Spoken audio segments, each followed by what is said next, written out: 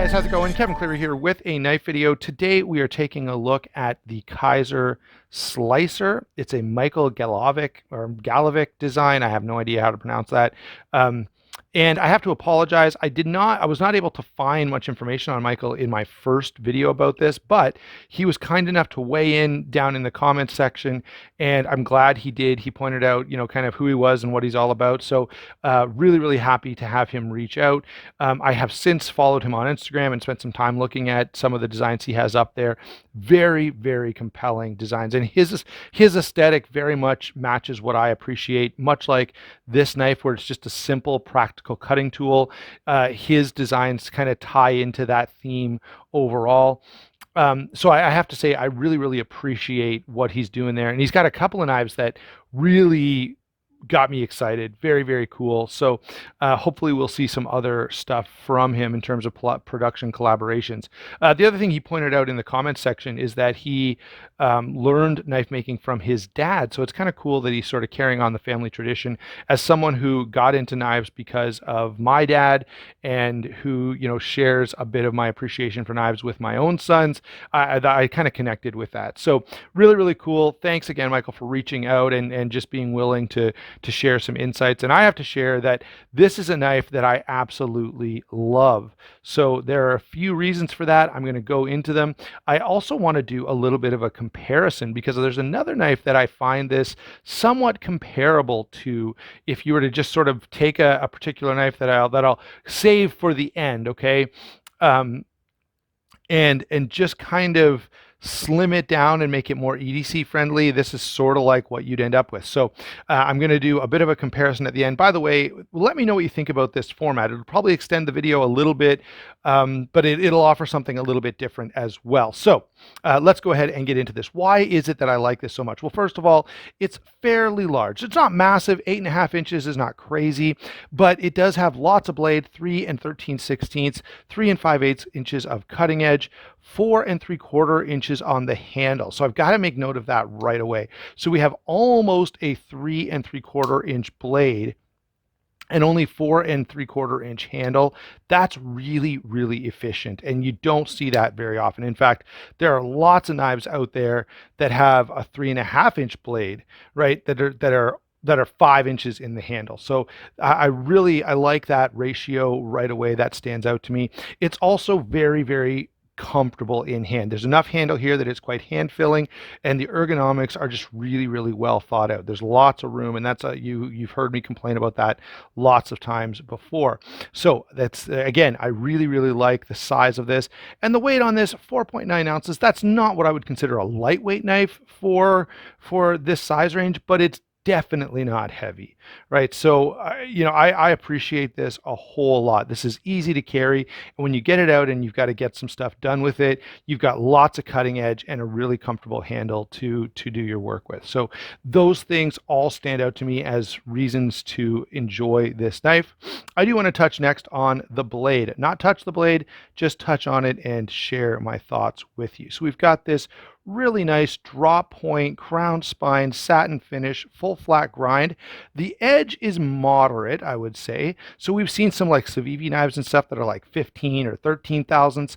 This is 20 thousandths, which is not crazy, crazy thin, but it's thin enough that combined with this moderate stock thickness, okay, right around 1/8 of an inch, overall the performance on this is quite good.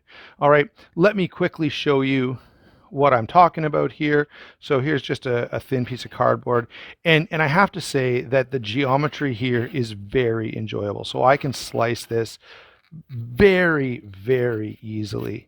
And I have to say that is one of the things that I do appreciate quite a bit about this knife. Now, could you make this blade bigger and beefier and thicker for a more hard use application? Sure, you could, but as it stands, this is pretty nicely balanced. This can do EDC stuff. It's thick enough.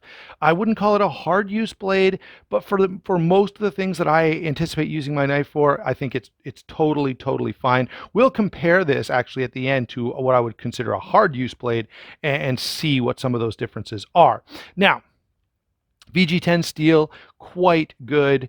Is it the craziest, most up-to-date super steel? No, but is it a very reliable, great performing steel for a pocket knife? Absolutely. In fact, not even just pocket knives, VG10 is often used on kitchen knives as well. And it's a really, really good steel, especially for this price point. I think these go for around $65, $75. So really, really good steel in this application.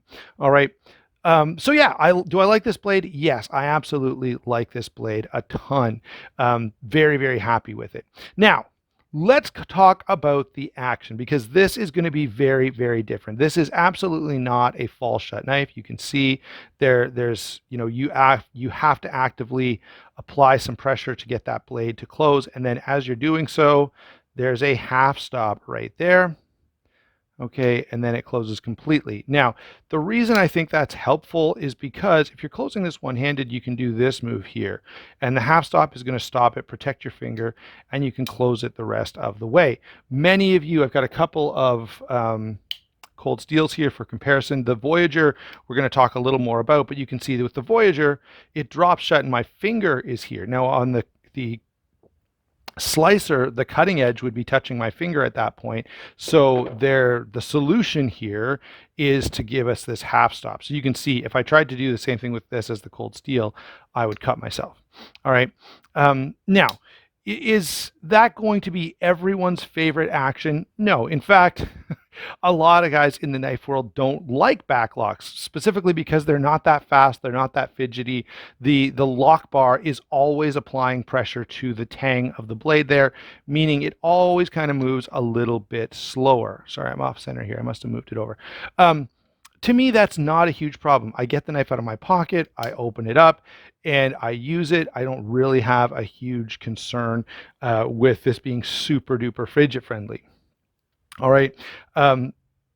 And so that's a bit of a difference. The other thing is I have to say that backlocks are reputedly quite strong. So it's a stronger lock type, and that is something that I do enjoy, especially again in just a practical cutting tool. Really, if you want a knife that works well for taking out and cutting stuff, this is a really, really good option. And the lock, ties into that very well. If you want a knife for fidgeting on the couch, if you want a knife for flipping back and forth, this is not going to be your go-to. It's just not designed for that. All right. So having gotten that stuff out of the way and that bit of a discussion about the lock, let's finally talk about the other thing that I love about this knife, and that is the handle. So we have this 3D contoured, very nice, smooth G10. It is well finished. I love the way those layers show up in G10. Looks really, really good. Full backspacer there.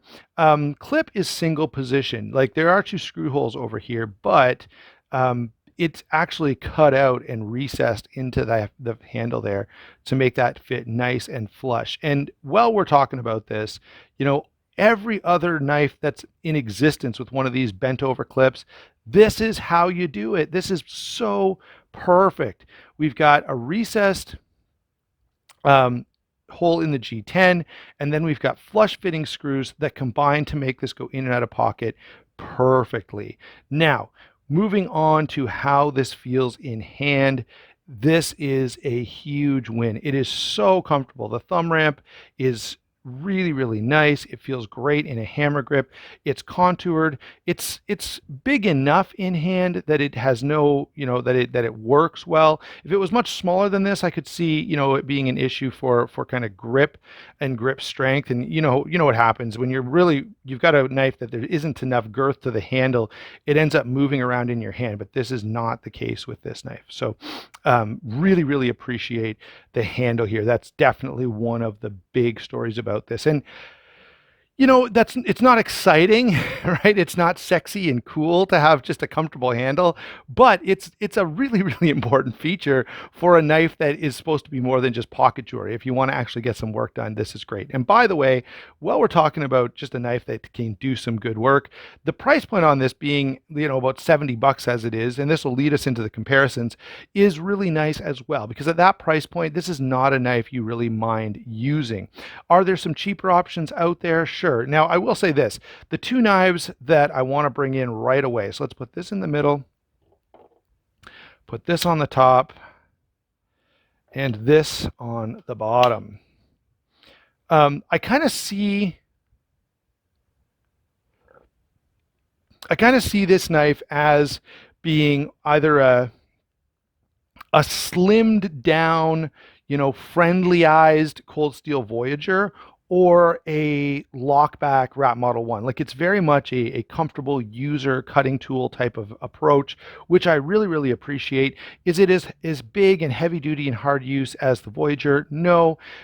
It's a little more substantial, though, than a Rat 1 with a similar blade construction. All right. So these two I find very, very comparable. And what we're going to do in a minute is spend a little bit of time putting these two, the Voyager and the Slicer, side by side. Let me grab a couple of other comparisons though before we sort of move away from this. I'll throw in the Recon 1 for a second, just because, large backlocks that are designed to be tools, you kind of have to throw the Recon 1 in here. It's certainly bigger and more tactical, fitting in a little more closely with the Voyager. Another lockback that I love, which for many of the same reasons, right? It's practical, it's comfortable, it's enjoyable, is the Manix 2 lockback. This is such a great knife. I'm sort of sad it wasn't more popular. Let's throw in a Para 2, just because that's something everyone is rather familiar with.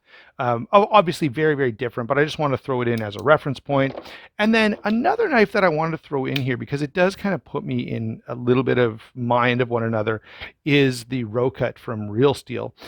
This is an Ivan Bragnitz design, but again, it's a very slim, usable blade that could almost function as like a kitchen style cutting tool, and the Slicer kind of has that as well. The blade to handle relationship on the Slicer is perhaps a little bit better for doing this kind of thing, if you're cutting food on a cutting board or something, because the belly kind of is going to land here and it kind of naturally puts you in that position. The Rocut, not so much. It's a little more EDC, general EDC, maybe tactical use, rather than EDC slash kitchen use. Okay, so those are the comparisons. What do I think of this knife? If you haven't figured it out by now, I really, really enjoy this, right? This is just a knife that I find myself carrying it much, much more often than I anticipated that I would. And I really, really like it. And I can easily recommend this knife, especially for the price point of, $70 or something that it goes for. All right. So now that we're done with the main portion of the review, I want to bring in a quick comparison to the Cold Steel Voyager. Similar in price point, similar in size and weight. I know the Voyager's a bit bigger at 9.5 inches, so 3/4 of an inch larger, but the cutting edge is very similar. The price point is very similar. The feel in hand is actually pretty similar as well. Now, there are a couple of things that stand out about the Voyager. First of all, you've got this option to choke up, so you don't have that on the Slicer. You can see down here. Second of all, we've got a considerably more substantial blade. Now, the cutting edge is similar, but behind the edge geometry, 30 thousandths here, 20 thousandths here. And if I just bring this in and show you, okay, the feel of this, whoops, try not to mess everything up, right? As I kind of push here, there's a certain amount of pressure applied to that blade as it moves through the material. And when I switch over to the Slicer, you can really notice a difference in the amount of pressure required to push these two different blade profiles through material. And interestingly enough, they're very similar, but they're different enough that you can really, really notice when you start cutting stuff. So wanted to make note of that. And the weight is very similar as well, 4.9 and 5.2 ounces. That's pretty darn close. Both of these steels, AUS-10, AUS-10 and VG-10, are again very similar in terms of performance. Both of them sharpen fairly easily and take a very keen edge. They hold that edge reasonably well, all right, especially for, the average guy like you and I who's carrying a pocket knife.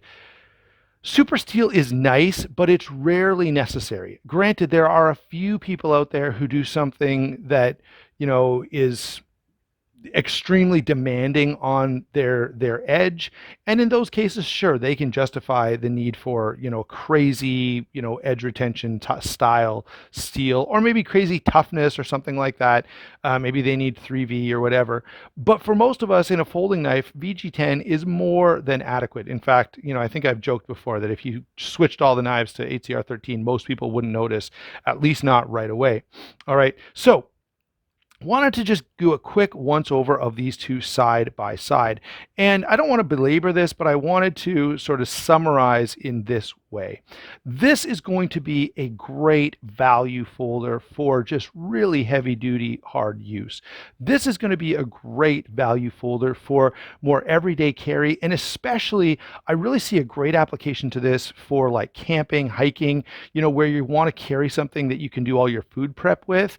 And with the VG10 steel, it's going to hold an edge long enough that you should be able to do, a couple 3 days without needing to resharpen. And if you did need to resharpen in the field, it's not that painful. So I see some really, really good outdoor applications for this, just not the survival application where I would see that, survival, tactical, hard use, EDC, kitchen, camp use. All right, so that's how these two break down. Let me know again what you thought of this. And both of these I think you can get over at White Mountain Knives. So I'll put in one more plug for Justin over there. He does help the channel a whole lot, so he deserves it.